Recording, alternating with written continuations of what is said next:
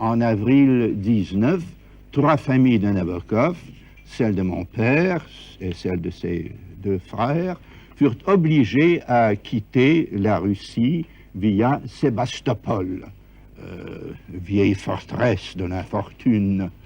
L'histoire de ma vie, donc, ressemble moins à une biographie qu'à une bibliographie.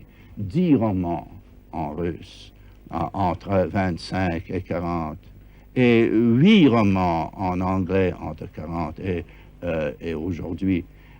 C'est en 1940 que je quittais l'Europe pour me rendre en Amérique et y devenir professeur de littérature russe.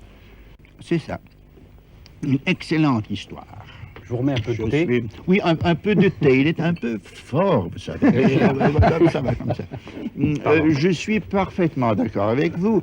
Et j'ajouterai toutefois que mes meilleurs romans n'ont pas une, mais plusieurs histoires qui s'entrelacent d'une certaine façon. Par contre, le bon lecteur d'Ada ne trouvera rien de particulièrement morbide ou rare dans le cas d'un garçon de 14 ans qui s'amourache d'une fillette compagne de ses jeux. Ils iront trop loin, certes, ces 2 adolescents, et le fait qu'ils sont frères et sœurs va créer par la suite des difficultés que le moraliste prévoit. J'apprécie Freud beaucoup en sa qualité d'auteur comique.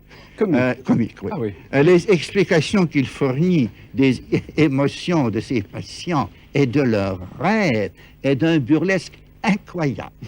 Il faut le lire dans l'original, d'ailleurs. Le jeu de mots sérieux, comme je l'entends, n'est ni un jeu de hasard, ni un simple agrément du style.